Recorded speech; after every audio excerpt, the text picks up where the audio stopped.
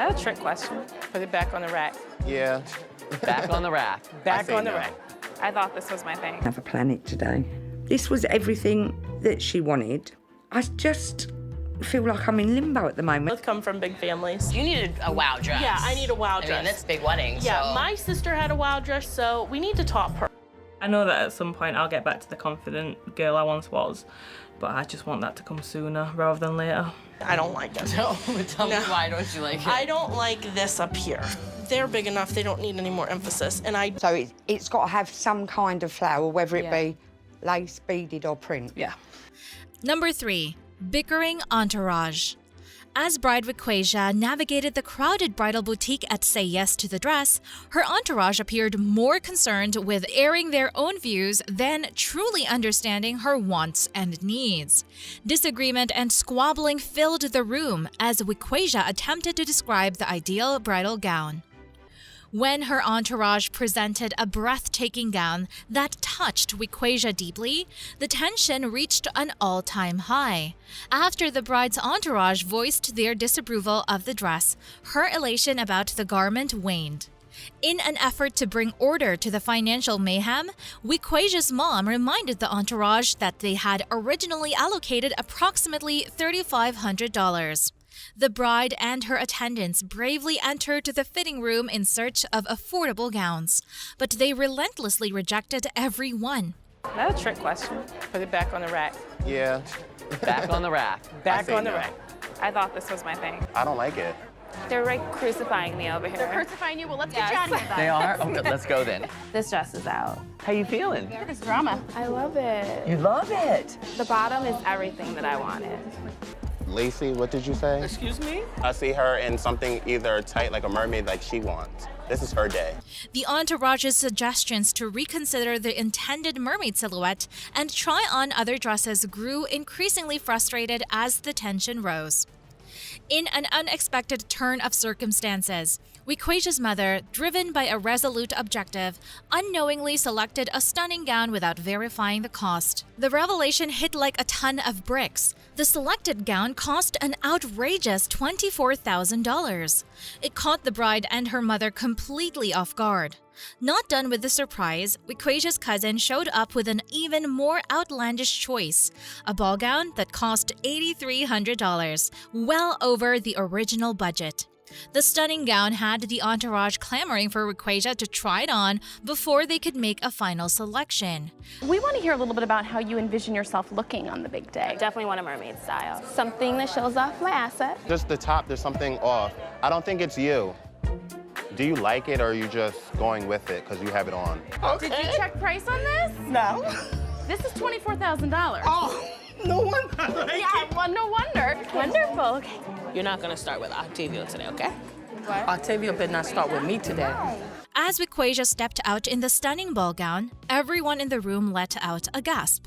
As they watched the bride's miraculous transformation in the dress, the mother and the rest of the entourage's eyes filled with tears.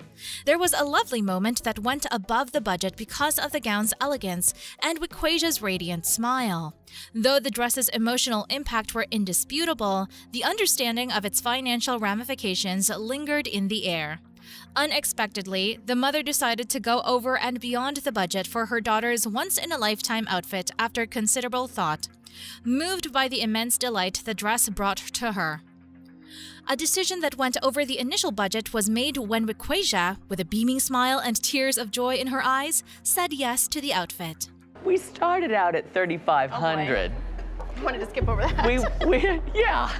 It'd be around $3,500, but I just feel like if I really go out there in something beautiful and it's over $3,500, I'm getting it. I think that she's gonna be a little hesitant now that I really love the dress and now it's time to get down to business. I love it. Okay, you're crying. Everyone's crying. Number 2. Pink floral dress.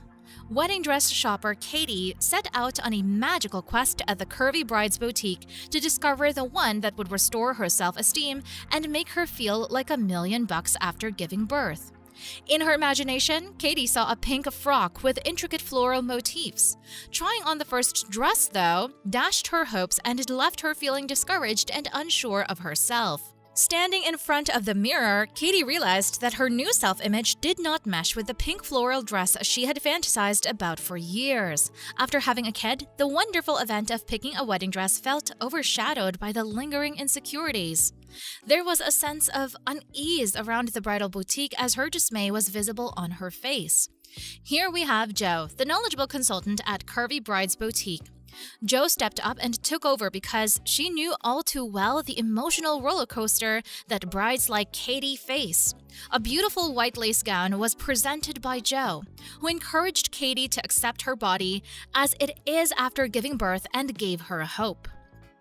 I want something pink and floral and lacy. Have a planet today. This was everything that she wanted.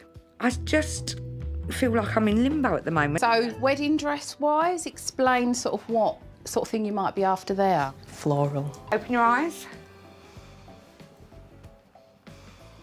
I hate it. A hint of self-assurance returned when the intricate lace details draped over Katie's figure.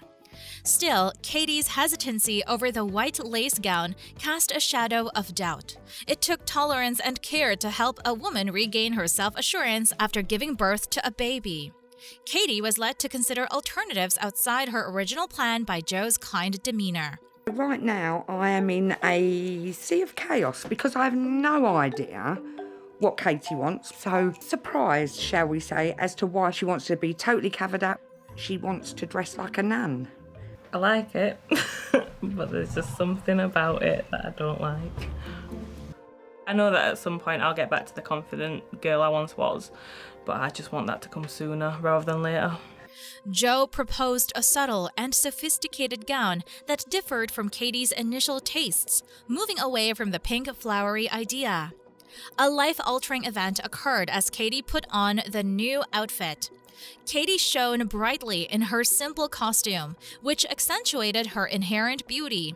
A strong, confident, and self-assured bride radiated from the reflection in the mirror. Just saying, it's not pink, it's not flowery.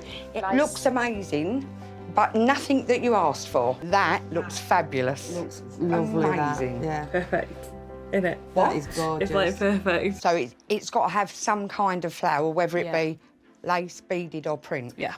Like, I really love it. I love the belt bit. Yeah, it's nice, that. I don't want to try on any more dresses. I don't want. The outfit that Katie had doubts about ended up being the ideal complement, much to her astonishment.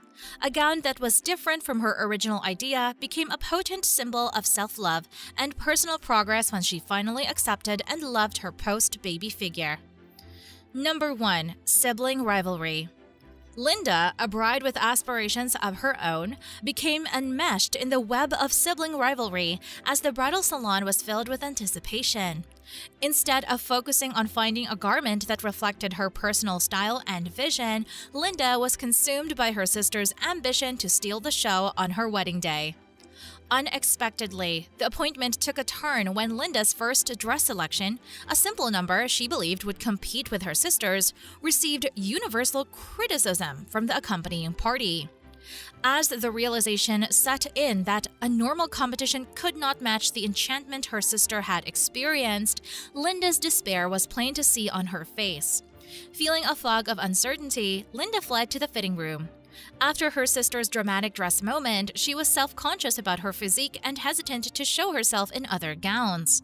There was an air of tension in the room as she battled with her inner conflict about whether to choose a dress that spoke to her or try to outdo her sister. I like the sweetheart neckline, and I kind of like the ball gown. My sister Sarah wore a huge ball gown for her wedding. Both come from big families. You needed a wow dress. Yeah, I need a wow dress. I mean, that's a big wedding, Yeah, so. my sister had a wow dress, so we need to top her. Now that it's my wedding, I want all the attention on me. So where are you comfortable price-wise? No higher than $4,000. No higher than $400, yeah. That's not the kind of response that you're looking for somebody that's supposed to be supporting you in making this really important decision.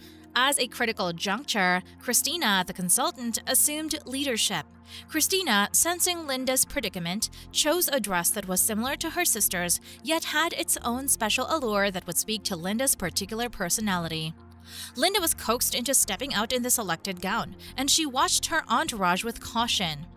Linda, clad in her carefully chosen gown, stood before the mirror, and the room grew silent. Romance was encapsulated by the gown's flowing silhouette and beautiful lace. There was a brief moment when Linda appeared absorbed in her reflection. Maybe she was seeing herself in a garment that truly pleased her, rather than one that was meant to compete with her sisters. Want the spotlight on me, and we have to go above her. Making, your bridal appointment kind of a competition. I don't like it. Tell me why don't you like it? I don't like this up here. They're big enough, they don't need any more emphasis, and So we're looking for a ball gown or something like a little bit more of a drop waist. When my sister put on the dress that was the dress, my mom cried, and that to me is what I need. Linda, who wanted more, believed the dress was inferior to her sister's, even though everyone else adored it. But Linda was still uncertain, consumed by her need for approval and her wish to bring the same tears that graced her sister's dress moment. She had a hard time identifying her own feelings as she chased for competition. The clothing was stunning, but any chance of a genuine relationship was dashed by Linda's incessant desire to compare herself. Unfazed, Linda went back to trying on dresses, certain that the next one would be the one that would make all eyes turn to her. Linda was driven to pursue a dream that, at heart, belonged to her sister due to the persistent internal competition. The real test came to light as the session progressed. Linda had to leave her sister rivalry in the dust and put on an outfit that made her feel beautiful. It's not about you anymore, it's about your sister. And it really spells disaster. I like it. I have a feeling they're gonna love it. I like that dress, but that dress reminds me of my dress, that's why. That's what I was thinking too. Problems with Linda finding a dress is she is trying to, recreate that experience that her sister had. This one is hers, but toned down more, and I don't want that. I already told her about my need to top her. Trying to beat your dress. Finding the ideal dress turned into a quest for genuine self-discovery rather than a mere competition. That's all for the video, folks. See you next time.